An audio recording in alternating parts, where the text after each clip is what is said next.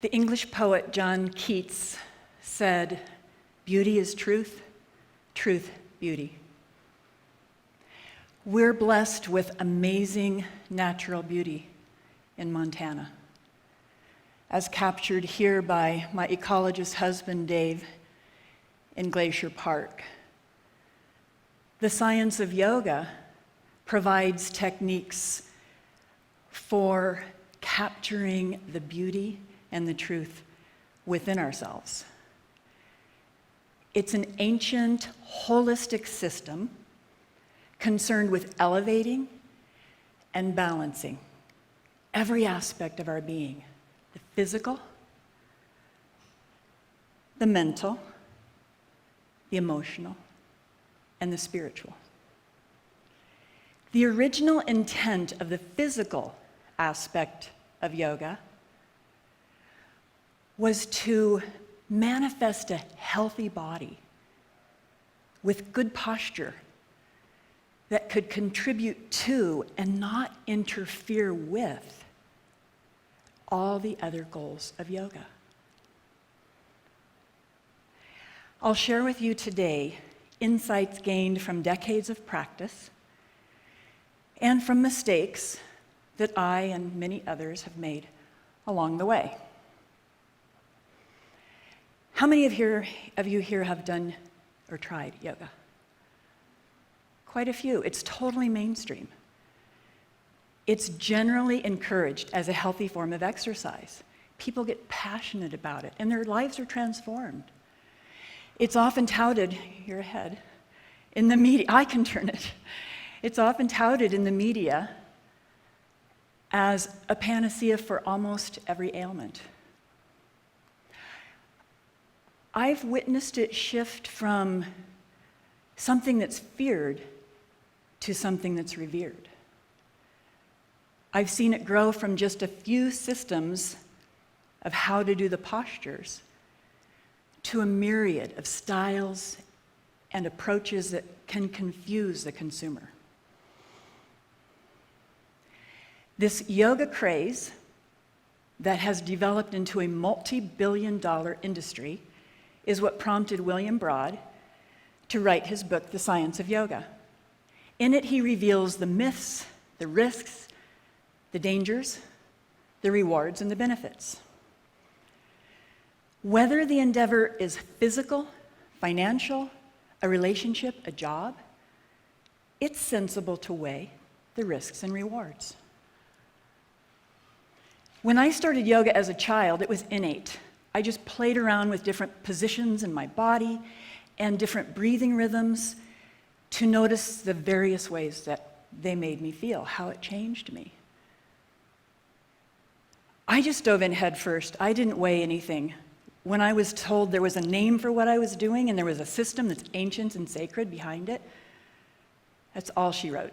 I was teaching before I was 19, and here I am in my 20s, pregnant, doing a common straddle stretch in yoga and naively believing what I had been taught in teacher training, that regardless of the fact that I was naturally flexible, more flexibility is better. And it could do no harm. However, in the decades of doing it, I suffered from hamstring pain, sciatica, chronic knee pain, neck and shoulder issues. But because my practice was so dear to me, I blamed everything but that: my biking, tennis, genetics. In 2010, Mark Singleton researched the origin of the postures and revealed to me that many of the modern systems today were developed in about 1920 up until now, and they're not necessarily biomechanically sound. So, busting the myth that everything I was doing was sacred and could do no harm helped me to analyze the foundation of my practice and to see more clearly how it was affecting my body. And I reflected on Yogananda's autobiography, over 500 pages on the science of yoga, and he only mentions hatha yoga, the physical system, one time in a footnote. Absolutely, every other aspect of yoga has been nothing but rewarding to me. The meditation, the breathing, the mental focus techniques have developed qualities in me like calmness, peace, contentment, and these qualities have only gotten better with age, like a fine wine. I was ready to let go of my physical practice and just let my body heal and just do what was rewarding to me. Call it serendipity, fate, answer to prayers, which is what I believe it was.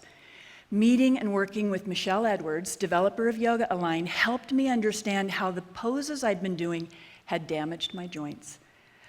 But more importantly, how to reverse the trend.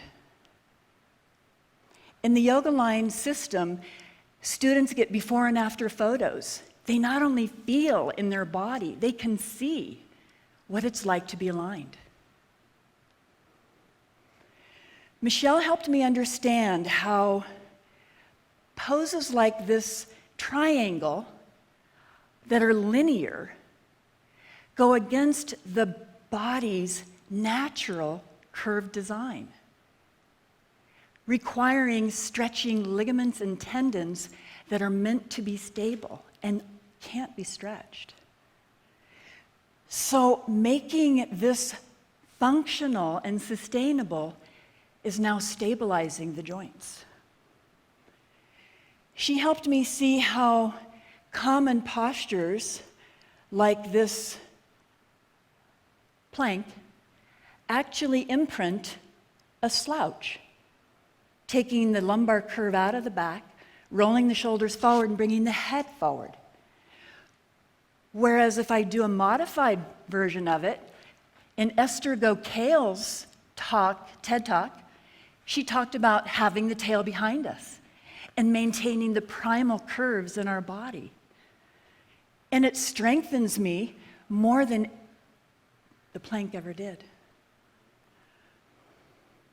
The light turned on for me with poses like this Warrior 3.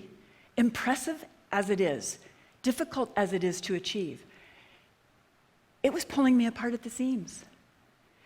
Equally impressive, the glider reinforces the seams. My practice has shifted tremendously from something relatively rigid and static to something that's fluid. The body's meant to be moved. If you want, stand up with me, let's move.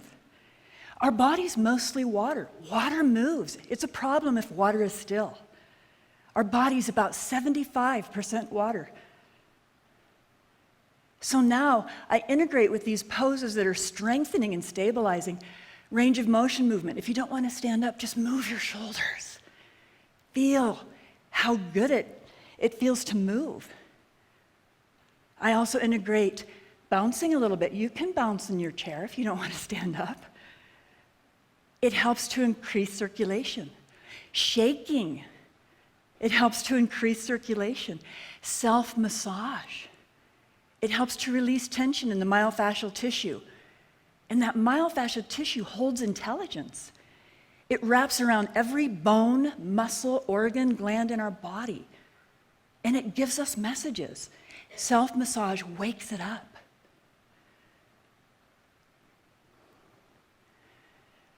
A mindful awareness posture program allows us to take all these techniques and implement them into everyday life.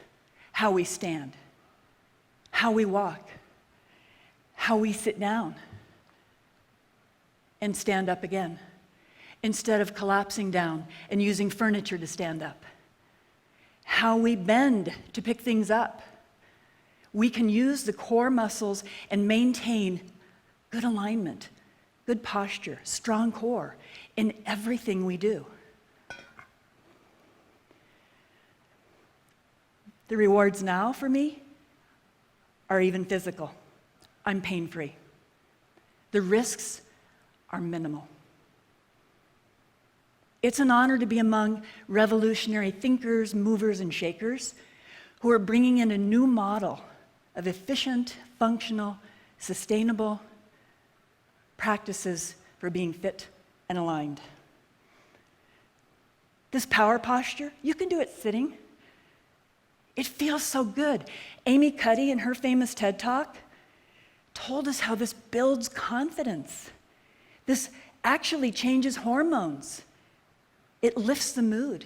It even improves outcomes.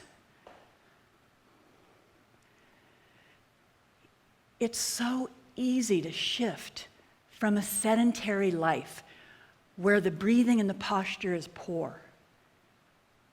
All we need to do, and we can do this, take your finger, imagine it's a hook, put it underneath your sternum, hook your sternum, and lift it up to the stars. That will set the beautiful alignment.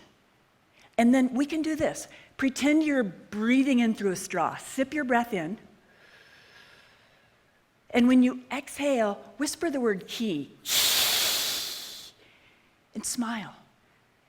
The key to upright posture is lifting on the exhalation, not collapsing. The key to joy is smiling. The moment we're mindful and aware of using our breath to uplift our posture is the moment we open the door within ourselves to that truth and beauty. It's like bringing the light, the dawn of a new day into our life. Thank you. Namaste.